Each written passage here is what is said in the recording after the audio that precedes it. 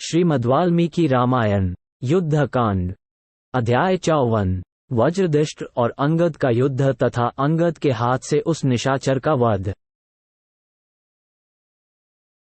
अंगद के पराक्रम से अपनी सेना का संहार होता देख महाबली राक्षस वज्रदष्ट अत्यंत कुपित हो उठा। वो इंद्र के वज्र के समान तेजस्वी अपना भयंकर धनुष खींचकर वानरों की सेना पर बाणों की वर्षा करने लगा। उसके साथ अन्य प्रधान शूरवीर राक्षस भी रथों पर बैठकर हाथों में तरह तरह के हथियार लिए संग्राम भूमि में युद्ध करने लगे। वानरों में भी जो विशेष शूरवीर थे वे सभी वानर शिरोमणि सब ओर से एकत्र हो हाथों में शिलाएं लिए जूझने लगे। उस समय इस रणभूमि में राक्षसों ने मुख्य वानरों पर हजारों अस्त्र शस्त्रों की वर्षा की।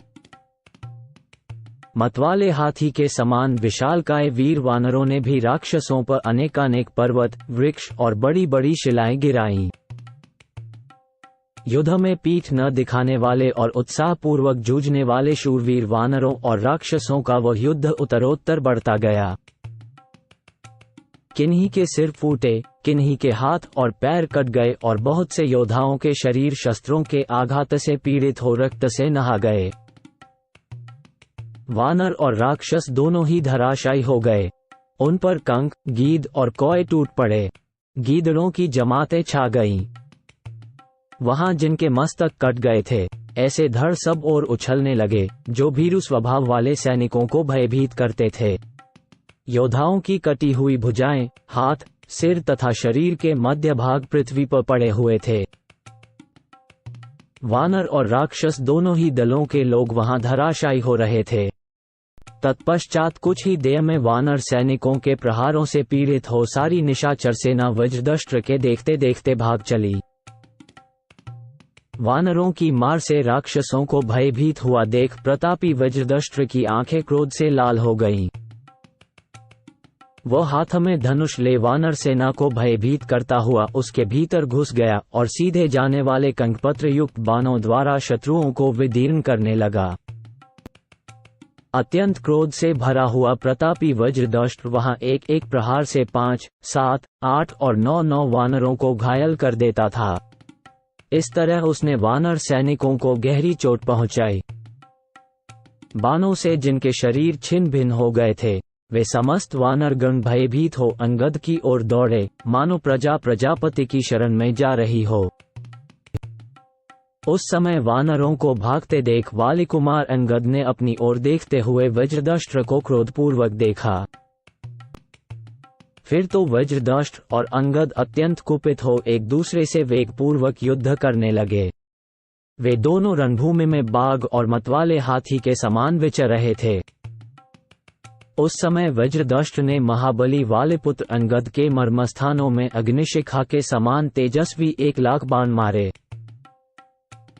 इससे उनके सारे अंग लहूलुहान हो उठे। तब भयानक पराक्रमी महाबली वाली कुमार ने वज्रदष्ट पर एक वृक्ष चलाया। उस वृक्ष को अपनी ओर आते देखकर भी वज्रदष्ट के मन में घबराहट नहीं हुई। उसने बाण मारकर उस वृक्ष के कई टुकड़े कर दिए। इस प्रकार खंडित होकर वह वृक्ष पृथ्वी पर गिर पड़ा।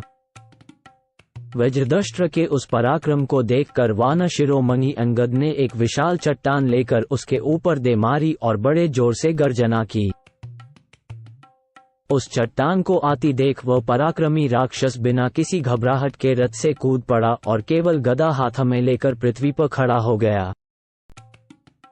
अंगद की फेंकी हुई वह चट्टान उसके रथ पर पहुंच गई और युद्ध के मुहाने पर उसने पहिए, कुबर तथा घोड़ों सहित उस रथ को तत्काल चूर चूर कर डाला। तत्पश्चात वानरवीर अंगद ने वृक्षों से अलंकृत दूसरा विशाल शिखर हाथ में लेकर उसे वज्रदष्ट के मस्तक पर दे मारा। वज्रदष्ट उसकी चोट से मूर्छित हो गया और रक्तवमन करने लगा। वह गदा को हृदय से लगाए 2 घड़ी तक अचेत पड़ा रहा। केवल उसकी सांस चलती रही। होश में आने पर उस निशाचर ने अत्यंत कुपित हो सामने खड़े हुए वाले पुत्र की छाती में गदा से प्रहार किया। फिर गदा त्याग कर वह वहां मुक्के से युद्ध करने लगा। वे वानर और राक्षस दोनों वीर एक दूसरे को मुक्कों से मारने लगे। दोनों ही बड़े पराक्रमी थे और परस्पर जूझते हुए मंगल एवं बुध के समान जान पड़ते थे। आपस के प्रहारों से पीड़ित हो दोनों ही थक गए और मुंह से रक्त वमन करने लगे। तत्पश्चात परम तेजस्वी वानर शिरोमणि अंगद एक वृक्ष उखाड़कर खड़े हो गए। वे वहां उस वृक्ष संबंधी फल फूलों के कारण स्वयं भी फल और फूलों से युक्त दिखाई देते थे। उधर वज्रदष्ट ने ऋषभ के चर्म की बनी हुई ढाल और सुंदर एवं विशाल तलवार ले ली। वो तलवार छोटी छोटी घंटियों के जाल से आच्छादित तथा चमड़े की म्यान से सुशोभित थी।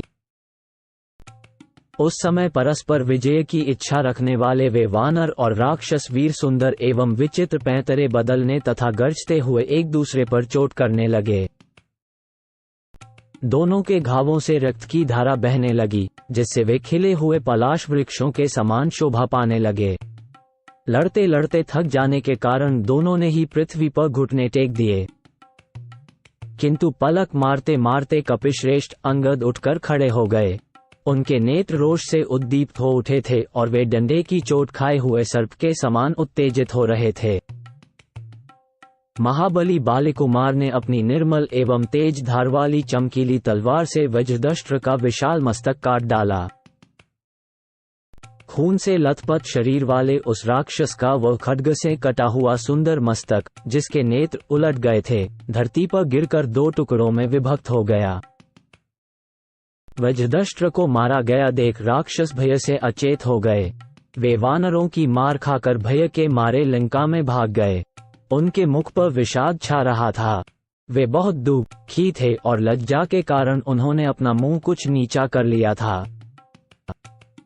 वज्रधारी इंद्र के समान प्रतापी महाबली वालिकुमार अंगद उस निशाचर वज्रदष्ट्र को मारकर वानर सेना में सम्मानित हो देवताओं से घिरे हुए सहस्र नेत्रधारी इंद्र के समान बड़े हर्ष को प्राप्त हुए।